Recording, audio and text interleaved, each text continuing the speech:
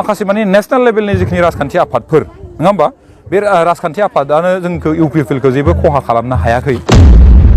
खालि जोंनि ओनसोलनिल' दानो नागिरनाय माखासे माने राजखान्थि आफादफोरा जोंखौ दि खहा खालामनो हागोन आं बेखौ मालाबाबो साना एक्स NDB फोरनि रन्जन दैमारि सारखौ जेलनिफ्राय उदां खालामनाय लोगोसे डिआर नाब्लाजों थाफानाय माखासे बिथांमोनखौ बा बिर जोहोलाव बिथांमोनखौ जोबथेसालिनिफ्राय उदां खालामनो नाजानानै दिनै बिथांमोना गोदानै पलिटिकेल हान्जा दानो नागिरनायखौ इनसल्ट खालामदों UPPLनि MCLA मन्टु बर' बिथाङा दा बे बिथाङा मा साननानै एबा माखौ बुजिनानै दिनैनि दिनाव एक्स NDB फोरनि गोदान पलिटिकेल हान्जा दानो नागिरनायखौ इनसल्ट खालामदों अबश्य बिथाङा माने गावसिनि UPPL सरकारखौ माखासे सेन्ट्रेल लेभेलनि बा नेशनेल लेभेलनि पलिटिकेल हान्जाफ्रानो जेबो गादबनो हायाखै बा जेबो खालामनो हायाखै होननानै बिथाङा फोरमायदों दा नोंथांमोना बे भिडिअखौ जाहाथे इम्परटेन्ट सानना लानानै निश्चय जोबजासिम नायोब्ला थारैनो बुजि मोनगोन बिथाङा मानि खारनाव बबे पइन्टखौ लानानै आरो मा ओंथिखौ लानानै जे दिनैनि दिनाव एक्स NDB बिथांमोना जोबथेसालियाव थानाय NDB बिथांमोनखौ अर्थात डिआर नाब्ला रन्जन दैमारि सारमोनखौ उदां खालामनो नाजानायाव बिथांहा मानि थाखाय बाजानाय दङ बेखौ नोंथांमोना निश्चय भिडिअखौ फुल नायोबा बुजिनानै लानो हागोन दा आं बेखौनो फंनैसो बाथ्रा बुंनो साननो नागिरदों बिथाङा जेरैबायदि बाथ्रा बुंदों बिथाङा बाथ्राखौ ओरैबायदि दानस्लिबनानै माखासे माने खदाल बोरायजों जावदों आरोना मारै जावदों होनना बुङोब्ला MCLA मन्टु बर' बिथाङा ओरैबायदि जावदों बिथाङा UPPLनि दै बिथाङा माने गोदानै बर'नि पलिटिकेल हान्जा दानायाव बाजानाय दं अर्थात खर' सानाय दं मानो होनना बुङोब्ला दिनैनि दिनाव एक्स NDBफ्रा गोदानै पलिटिकेल हान्जा दायोब्ला रायजो राजाफ्रा जि बिथांमोनजों सापर्ट होगोन एक्स NDBनि गोदान पलिटिकेल हान्जाजों लैहोर लैहोर ओंखारगोन नैबेखौ लानानै बिथां मन्टु बर' MCLA बाजानाय दङ अबश्य अनलि मन्टु बर'ल' नङा UPPLनि साफ्रोमबो सोद्रोमाफ्रानो बाजानाय दङ मानो होनना बुङोब्ला UPPLनि MCLA मन्टु बर' बिथाङा दिनैनि दिनाव जिबायदि खदाल बोरायजों जावदोंना नोंथाङा बेफोरबायदि एक्स NDBनि हान्जा जि लामाजों थांनो नागिरदों बा गोदानै बर'नि पलिटिकेल हान्जा दानो नागिरदों बेवहाय नोंथाङा बादा होनो थाखाय जेबो अधिकार गैया बा नोंथाङा बेखौ खोथा दानस्लिबनानै जावनांगौनि जेबो गोनांथि गैया मानो होनना बुङोब्ला नोंथांमोननि सरकारा 5 बोसोर जालांबाय प्रमद बर' बिथाङा बिटिआर सुक्ति खालामनायनि सिगाङाव गोदै गोदै राव होदोंमोन रायजो राजानो गोबांथार खोथा बाथ्रा बुंदोंमोन एक्स NDBनि बिर जोहोलाव बिथांमोनखौ थगायनानै हाथियार दोनहोजोब्बाय सालेन्डार सिक्सफायार जाहोजोब्बाय नाथाय सालेन्डार सिक्सफायार जाहोनायनि उनावबो बिथांमोननो दिनैसिमबो जेबो बेनिफिटखौ अर्थात फिथाइ थायहोनो हायाखै हा मानो अब्ला नोंथांमोननि UPPL सरकारजों बा आसाम सरकारजों लोगो नांनानै जेरैबायदि एक्स NDB बिथांमोनहा मा नोंथांमोननि आथिं सायाव थाबाय थानांगौ नामा नोंथांमोनजों थगायजाबाय थानांगौ नामा गासै बर' रायजो राजा सुबुंफ्रा नोंथांमोनजों थगायजाबाय थानांगौ नामा नोंथांमोननि सरकारनि आथिं सायाव थाबाय थानांगौ नामा हा नोंथाङा जिबायदि खोथा बुंदों माने जेन रावबो हमनो हाया हा नेशनेल लेभेलनि पलिटिकेल पार्टिफ्रानो जोंखौ जेबो गादबनो हायाखै बा जेबो खालामनो हायाखै गोदान पलिटिकेल हान्जा दानानै जेबो खालामनो हानाय नङा बेफोरबायदि सानदों दा नुलांबाय थागोन समा थिनगोन आरो समानो थिनगासिनो दङ दिनैनि दिनाव समा थिननायखायनो गोदान गोदान जोंहा बर'नि गेजेराव पलिटिकेल हान्जा ओंखारनो नागिरदों बा दानो गोनांथि जानानै फैदों नोंथांमोना जुदि थारैनो एक्स NDBनि बिथांमोनखौ बिर जोहोलाव बिथांमोनखौ जोबथेसालिनिफ्राय उदां खालामनायमोनब्ला बा रिहेबिलिटेसनखौ होनायमोनब्ला एस ग्रिसियानि न'खरनि बिथांमोननो मोनथायखौ होनायमोनब्ला दिनैनि दिनाव NDBफ्रा गोदानै पलिटिकेल हान्जा दानांगौनि मा गोनांथि दंमोन नोंथां मन्टु बर' MCLA बे बाथ्राखौ बुजिना बुजियाखै आरो साफ्रोमबो UPPLनि सोद्रोमाफ्रा बे बाथ्राखौ मानो बुजियाखै दिनै नोंथांमोना 5 बोसोरनि सिगां बिटिआर एकर्डखौ खालामै सिगां ओरैबायदि खोथा बुंदोंमोन प्रमद बर'आ रायजो राजा आइ आफाफोरनि सिगाङाव हाग्रामा महिलारिया जि समाव सरकाराव दंमोन बे समाव मा बाथ्रा बुङो मिथियोना प्रमद बर'आ हाग्रामा महिलारियालायनो जेब्ला गोसो जायो अब्लानो रन्जन दैमारि सारखौ जोबथेसालिनिफ्राय उदां खालामनो हायो अब्ला दिनै प्रमद बर' सारा 5 बोसोर जालांबाय मानि खारनाव बख'नो हायाखै मानि खारनाव गासिबो केसआनो पेन्डिं जानानै दङ मानि खारनाव दिनैसिमबो माने NDBफोरनि केसआ बा डिआर नाब्ला रन्जन दैमारि सारमोननि केसआ 6-7टा चार्जसिट जाबसिन जाबाय थानो गोनां जादों मानो बेयावनो मिथिनो हायो UPPLनि जाय दैदेनगिरि नेता प्रमद बर' डाइनामिक लिडार नोंथाङा अनलि फर सिट आरो थाखा फैसानि थाखाय बा गाद्दिनि थाखायल'सो नोंथाङा लब जानानै बे सिटखौ लानो गोनां जादों नङाब्ला नोंथाङा ओरैबायदि गिदिर गिदिर आयौ गोसोखांब्ला माने गोजों मोनलायनाय आसुरित बायदि माने खोथा होदोंमोन ना आं मालाबाबो MCLA MLA सिट जानो थाखाय आङो सिमां नुवाखै आङो मालाबाबो MCLA सिटखौ लानो थाखाय बा सोरबा हाग्रामा महिलानि सिटखौ लानो थाखाय आं मालाबाबो बड'लेण्ड सोमावसाराखै जेथिया बड'लेण्ड सोमावसारनाया बा जोंनि एबसुनि टारगेटआ सिमाङा जाफुङो आंनि सिमाङा जाफुङो रायजो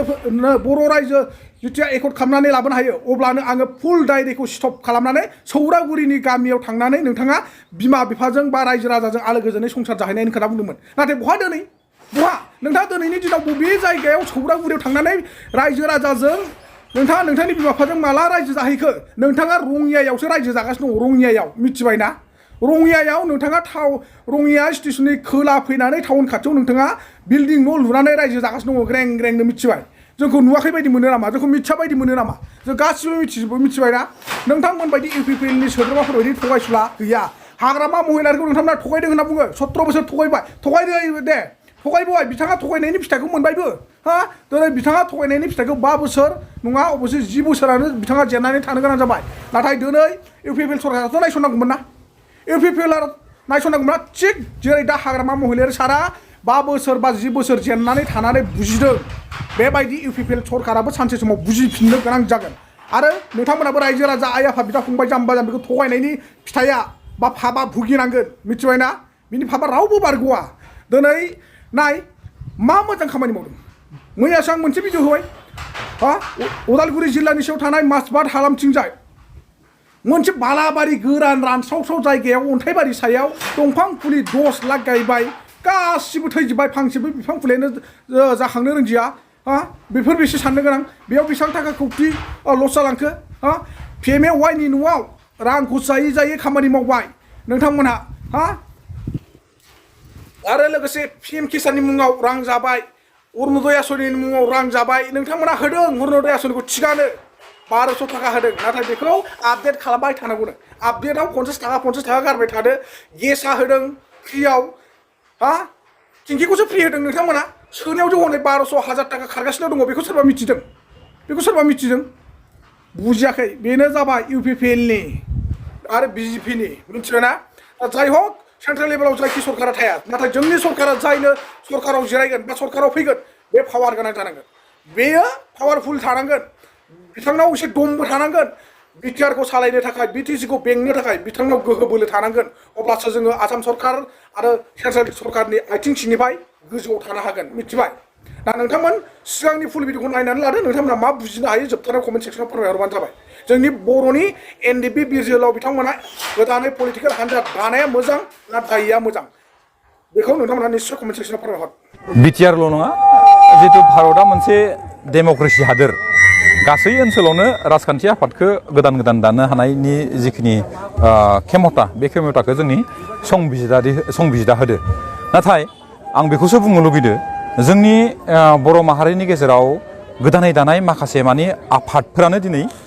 थांनानै थानो हायाखै आफाद माने समाजारि आफादखौ होननानै बुंनाय जादों आङो राजखान्थि आफादखौ होननाय जायाखै जुदि समाजारि आफादानो जोंनि जायगायाव जुदि थांनानै थानो हायाखैबा आरो राजखान्थि आफाद गोदानै दानायाथ' माबायदि जागोन आं बुजिस'वाखै नाथाय बेथ' गावबा गावनिसो बाथ्रा नङा होमबा गावबा गावनि बाथ्रा दा बेनि बेलायाव आं बुङाखै जे बिथांमोना दानो मोना होननानै दा बिनि सिगां दानायनि सिगां खनसे बिजिरग्रोनाया खनसे एसे संबिजिरनाया एसे नायग्रोनाया मोजां होननानै आं सानो आरो UPPL माबा मोनसे गोहोम गोग्लैगोन नामा जेंना जागोन नामा जिहेतु गोदान आफाद दानायनिफ्राय आं सानो जेबो खहा जानाय नङा मानो होनोबाथाय जोंनियाव गोजाम आफादानो दं जेरैहाय BPF दं नङा होमबा जेरैहाय कंग्रेस दं जेरैहाय रायजो दल माखासे माने नेशनेल लेभेलनि जिखिनि राजखान्थि आफादफोर नङा होमबा बे राजखान्थि आफादानो जोंखौ UPPLखौ जेबो खहा खालामनो हायाखै बिदियाव खालि जोंनि ओनसोलनिल' दानो नागिरनाय माखासे माने राजखान्थि आफादफोरा जोंखौ दि खहा खालामनो हागोन आं बेखौ मालाबाबो साना BTC बिसायख'थिया खाथिनि सायाव खाथिसिन माबायदि प्रिफारेन्स जागोन नोंथांमोनहा राजखान्थि दोलोनि गुबै थांखि आरो नोजोरानो इलेक्सन गेलेनाय